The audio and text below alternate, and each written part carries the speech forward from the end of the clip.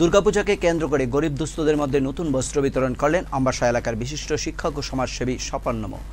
রবিবার কুলাই ঘণ্টাছড়া এলাকা দরিদ্র উপজাতি অংশের শিশু, মহিলা এবং বৃদ্ধদের মধ্যে নতুন বস্ত্র বিতরণ করেন।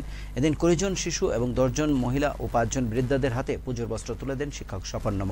শিক্ষক স্বপনবাবু বলেন, দুর্গাপুজোর সকলের ইচ্ছে থাকে নতুন বস্ত্র পরে প্রতিমা দর্শন করতে, কিন্তু অর্থের অভাবে এমন কিছু দরিদ্র পরিবার রয়েছে, তাদের ঘরের সন্তানদের নতুন বস্ত্র ক্রয় করতে সক্ষম থাকেন না অভিভাবকরা। তাই তাদের মুখে হাসি ফোটাতেই ওনার এই উদ্যোগ।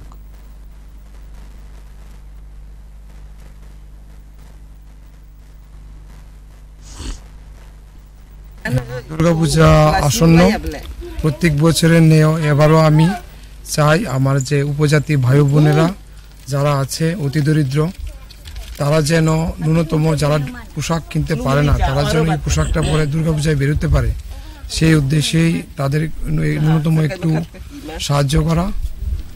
এবং এসে দেখলাম যে বাচ্চারা এতই কষ্টে আছে, বিশেষ করে অপুষ্টিতে ভুগছে, সেটা আমাকে মর্মাহত করেছে।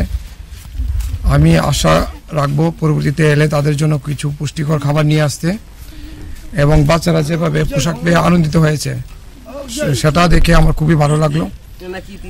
এবং এই যে পোশাকগুলি তারা নিয়েছে, আশা করি যে তারা হাসি মুখে আমাদের দুর্গাপূজায় বেরোবে।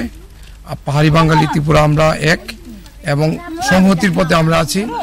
যে ত্রিপুরা যে জাতি উপজাতি 19টা উপজাতি সহ বাঙালি যেভাবে একসাথে মিলেমিশে কাজ করে, তার দৃষ্টান্ত হলো আমাদের ত্রিপুরা। এবং ত্রিপুরা এই শক্তি, একতা শক্তি কেউ ভাঙতে পারবে না।